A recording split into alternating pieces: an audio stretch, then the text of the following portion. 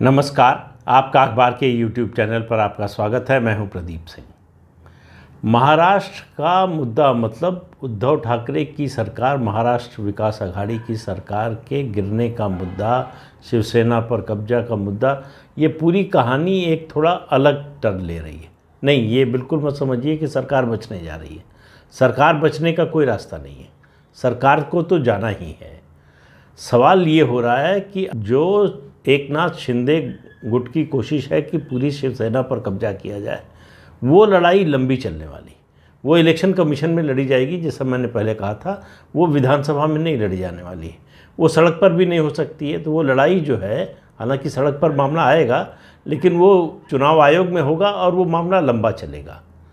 अभी के लिए मुझे जो संकेत मिल रहे हैं, कोई पुख्ता जानकारी नहीं है, बीजेपी और एकनाथ शिंदे ने मिलकर एक नई स्ट्रेटजी बनाई है। पहली बात तो आज सुप्रीम कोर्ट से राहत मिल गई शिंदे गुट को। जो डिप्टी स्पीकर ने नोटिस दिया था, सोमवार की शाम 5:30 बजे तक उनको जवाब देना था कि क्यों न उनकी सदस्यता रद्द की जाए, क्योंकि वो बैठक में नहीं आए थे, व्हिप का उल्लंघन किया था। और शिंदे गुट ने चुनौती दी थी कि डिप्टी स्पीकर इस हालत में नहीं है कि वो अपने इस अधिकार का इस्तेमाल कर सकें। क्यों? दो कारण बताए। एक, उनकी निष्पक्षता संदिग्ध है, क्योंकि उन्होंने डिप्टी स्पीकर चुने जाने के बाद भी एनसीपी से इस्तीफा नहीं दिया है, पार्टी की बैठकों में अब भी शामिल हो रहे हैं। दूसरा, उनके खिलाफ अविश्वास प्रस्ताव है। जब तक उस पर फैसला न हो जाए, ये सुप्रीम कोर्ट की रूलिंग है कि जब तक उस पर फैसला नहीं हो जाता, तब तक स्पीकर या डिप्टी स्पीकर के खिलाफ अगर अविश्वास प्रस्ताव है तो उस पर फैसला होने के बाद ही वो कोई कार्रवाई कर सकते हैं। और वो उस पर फैसला सदन में होता है, हाउस में।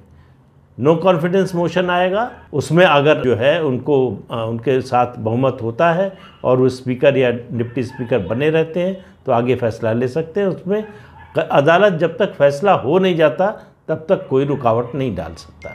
तो आज सुप्रीम कोर्ट ने ये किया कि 12 जुलाई की शाम 5:30 बजे तक का समय नोटिस का जवाब देने का दे दिया।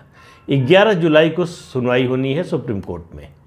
तो ये सारी दलीलों के बाद अभिषेक मनु सिंघवी और तमाम जो है वकील बड़े बड़े आए, राजीव धवन, सब लोग आए। उसके बावजूद सुप्रीम कोर्ट ने उन्होंने कहा कि स्पीकर का मामला, ये लोग अलग अलग सुप्रीम कोर्ट के जजमेंट कोर्ट कर रहे थे।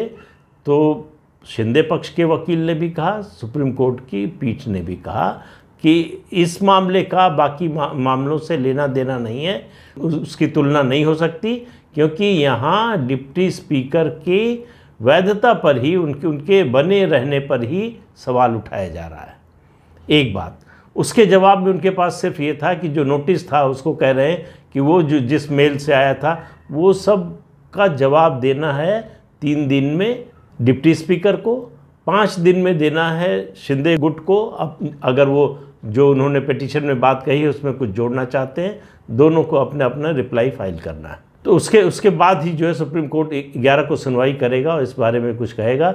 लेकिन सबसे महत्वपूर्ण जो बात हुई, एक समय मिला, दूसरी जो महत्वपूर्ण बात हुई वो ये कि उद्धव ठाकरे सरकार चाहती थी, उनके वकील ने कहा कि सुप्रीम कोर्ट ये आदेश दे दे कि जब तक इस पर फैसला नहीं होता तब तक कोई फ्लोर टेस्ट नहीं होगा, यानी अविश्वास प्रस्ताव सरकार के खिलाफ नहीं आएगा। सुप्रीम कोर्ट ने कहा हम ऐसा कोई आदेश नहीं दे सकते। इन लोगों की सोच ये थी कि अगर हम डिस्क्वालीफाई नहीं कर पाते हैं इनको, 16 लोगों को जिनको नोटिस देते हैं, तो ये वोट दे सकेंगे, ये वोट दे सकेंगे, सरकार का गिरना तय है। तो तब तक फ्लोर टेस्ट जो है रोक दिया जाए, वो सुप्रीम कोर्ट ने सीधे मना कर दिया। तो जो मैं कह रहा हूँ स्ट्रेटजी बदली है। बदलाव ये है कि अब बीजेपी और शिंदे गुट दोनों मिलकर वो चाहते हैं कि फ्लोर टेस्ट, गवर्नर जो है, गवर्नर स्वस्थ हो गए, घर आ गए हैं, तो वो विधानसभा का सत्र बुलाएं, विशेष सत्र। उसमें उससे पहले वो नियुक्त करें प्रोटेम स्पीकर। प्रोटेम स्पीकर के बाद 2 स्थितियां हो सकती हैं, या तो प्रोटेम स्पीकर ही नो कॉन्फिडेंस मोशन पर हाउस चलाएं, जो कि पहले हो चुका है, या फिर प्रोटेम स्पीकर नए स्पीकर का चुनाव करवाएं। दोनों स्थितियों में स्पीकर के चुनाव में ही सरकार का बहुमत है कि नहीं ये सामने आ जाएगा। उसके बाद और कुछ जो है करने की ज़रूरत नहीं पड़ेगी। अब इस स्पीकर पर फैसले के दौरान प्रोटेम स्पीकर अगर नियुक्त हो जाता है, जिसकी उम्मीद की जा रही है शायद 48 घंटे में प्रोटेम स्पीकर की नियुक्ति हो जाएगी, तो उसके दौरान जो विधानसभा का कंपोजिशन है उसको बदला नहीं जा सकता, यानी किसी सदस्य को वोट देने से रोका नहीं जा सकता, किसी की सदस्यता नहीं खत्म की जा सकती। तो यही डर है उद्धव ठाकरे को और उनके साथियों को। एक और विधायक जो रविवार को आदित्य ठाकरे के साथ खड़ा था, वो सोमवार को गुवाहाटी के लिए रवाना हो गया और अब उनकी संख्या जो है शिंदे गुट की वो 40 की हो गई है। स्ट्रेटजी बदलने का दूसरा जो विकल्प विचार किया जा रहा है, एक तो फ्लोर टेस्ट की बात हो गई और दूसरा कि जो 40 विधायक शिंदे के साथ हैं वो मर्ज कर जाएं बीजेपी में, तो ये झगड़ा ही ख़त्म हो जाएगा कि उनको खिलाफ नोटिस है, डिस्क्वालिफिकेशन का डर है। क्योंकि दो चीज़ें हुई हैं, एक तो धमकी फिर दी है संजय राउत ने कहा है कि अभी सड़क पर शिवसैनिक उतरे नहीं हैं, जब उतरेंगे तो बोले कानूनी लड़ाई भी हम जीतेंगे, सड़क की भी लड़ाई जीतेंगे। उससे भी खतरनाक बात की सुभाष देसाई ने, जो शिवसेना के वरिष्ठ नेताओं में गिने जाते हैं, मंत्री हैं। उन्होंने कहा कि जब वो लौट कर आएंगे 40 विधायक तो आधे मातोश्री में आ जाएंगे समर्थन देने के लिए और आधे को एयरपोर्ट से निकलने नहीं दिया जाएगा। ये महाराष्ट्र सरकार के मंत्री की भाषा है, इसके बावजूद कि आज सुप्रीम कोर्ट में महाराष्ट्र सरकार ने इस बात का आश्वासन दिया कि कानून व्यवस्था की स्थिति को बरकरार रखा जाएगा और इन विधायकों और इनके परिवार के लोगों को पूरी सुरक्षा दी जाएगी। तो अगर मंत्री इस तरह की भाषा बोल रहा है तो आप उससे अंदाज़ा लगा सकते हैं कि शिवसेना करना क्या चाहती है। दरअसल शिवसेना डराकर धमकाकर फूट डालना चाहती है एकनाथ शिंदे के साथ जो विधायक हैं, उनको बचाने का, लंबी कानूनी लड़ाई को टालने का यही तरीका है कि जो 40 विधायक हैं वो उनका उस गुट का विलय हो जाए। 2/3 हो चुके हैं, इसलिए डिस्क्वालिफिकेशन का उनकी सदस्यता को कोई खतरा नहीं है और वो बीजेपी में अगर मर्ज कर जाते हैं फिर बीजेपी के पास महाराष्ट्र विधानसभा में 170 विधायकों का समर्थन होगा और उसको सरकार बनाने के लिए, बहुमत साबित करने के लिए केवल 144 विधायकों की ज़रूरत है। तो इस सरकार को तो जाना ही है। अब एक बात पर संशय हो गया है कि शिवसेना पर कब्जे की जो कोशिश है एकनाथ शिंदे की, वो तत्काल अभी वो करना चाहते हैं या फिर उसके लिए समय लेना चाहते हैं, जो कि उनको जो वर्तमान परिस्थिति है उसमें लगता है कि जो निरापद रास्ता है वो ये है कि वो भाजपा में अपने गुट का विलय कर दें। क्या होगा फैसला, ये अभी 1-2 दिन में तय हो जाएगा। दूसरी बात, संभावना इस बात की है कि बुधवार को गुवाहाटी से सारे विधायक मुंबई आ जाएंगे। तीसरी बात, भारतीय जनता पार्टी ने अपने सारे विधायकों से कहा है कि वो मुंबई छोड़कर न जाएं।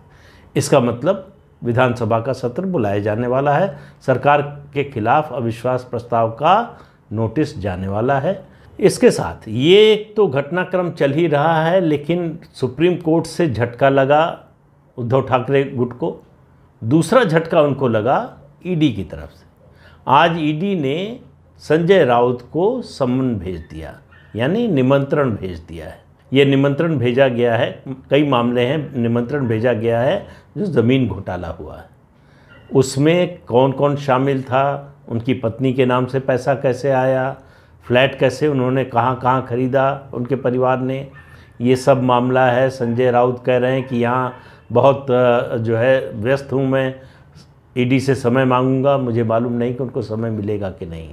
लेकिन आपसे कह रहा हूँ, निश्चित जानिए, कई दिनों से कह रहा हूँ कि संजय राउत को जब ईडी पूछताछ के लिए बुलाएगी तो 1 बार बुलाएगी, 2 बार, 3 बार या कितनी बार ये तो पता नहीं है, लेकिन संजय राउत की बहुत जल्दी ही मुलाकात अनिल देशमुख और नवाब मलिक से होने वाली है।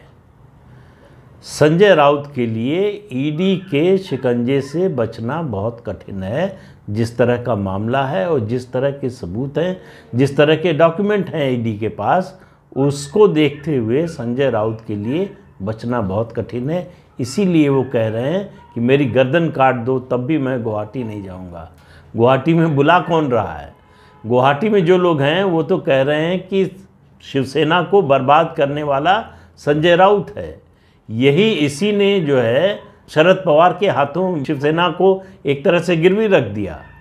शिवसेना की आज जो दुर्दशा हो रही है उसके लिए सिर्फ संजय राउत जिम्मेदार हैं। तो ऐसे में गुवाहाटी में तो उनको कोई बुला नहीं रहा है, लेकिन जैसे जैसे उनके इर्द गिर्द शिकंजा कस रहा है वैसे वैसे उनकी बौखलाहट बढ़ती जा रही है। उनके बयान देखिए कि वहाँ से विधायकों की डेड बॉडी आएगी, सीधे मोर्चरी जाएगी, वहीं पोस्टमार्टम होगा। ये एक राज्यसभा का सदस्य बोल रहा है इस तरह की भाषा, तो कौन सी डेमोक्रेसी की बात हो रही है? अगर ये डेमोक्रेसी है तो किसको चाहिए ऐसी डेमोक्रेसी? कुल मिलाकर जो घटनाक्रम सोमवार को हुआ उससे शिवसेना को बड़ा झटका लगा है। एक उनकी जो मंशा थी कि कोई ट्रस्ट वोट की स्थिति आए उससे पहले 16 विधायकों की सदस्यता ख़त्म करा दो, उस पर पानी फिर गया है। अब 12 जुलाई की शाम तक डिप्टी स्पीकर चाहे भी, तो अधिकार हो ना हो वो तो सुप्रीम कोर्ट तय करेगा, डिप्टी स्पीकर इन 16 विधायकों के खिलाफ कोई एक्शन नहीं ले सकता। उनके वकील ने सुप्रीम कोर्ट को ये आश्वासन दिया है कि कोई इस तरह का एक्शन नहीं होगा।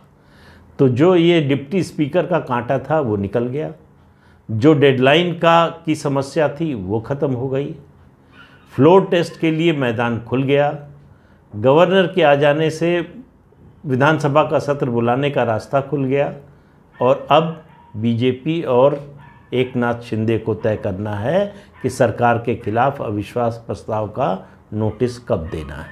और मुझे लगता है प्रो टेम स्पीकर की नियुक्ति के साथ ही ये शुरू हो जाएगा, क्योंकि प्रो टेम स्पीकर की नियुक्ति राज्यपाल करेंगे, वो सरकार के हाथ में नहीं। तो राज्यपाल किसे करेंगे इसका आप अंदाज़ा लगा सकते हैं। तो ऐसे में उद्धव सरकार की मेरे हिसाब से उल्टी गिनती शुरू हो चुकी है।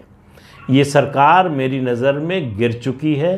केवल विधानसभा के पटल पर, विधानसभा के सदन में इसकी औपचारिक घोषणा होना बाकी है।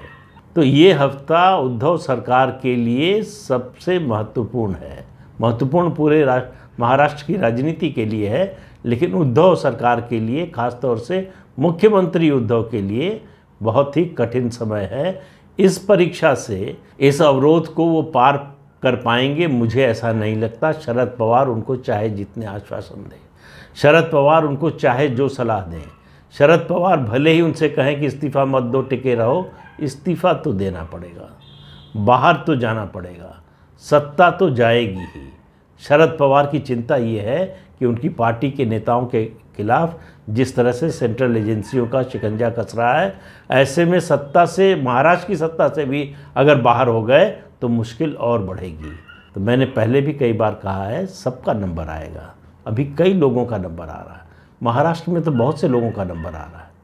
और किसका किसका नंबर आएगा, संजय राउत वाली बात जरा किसी और वीडियो में विस्तार से करेंगे कि मामला क्या है, मुद्दा क्या है, क्यों उनके खिलाफ ईडी का समन आया है। लेकिन आज के अंक में इतना ही। अगले अंक में फिर मिलेंगे किसी नए मुद्दे के साथ। तब तक के लिए इजाज़त दीजिए। आपसे अनुरोध है कि ये चैनल देखिए, शेयर कीजिए, लाइक कीजिए और सब्सक्राइब ज़रूर कीजिए। नमस्कार।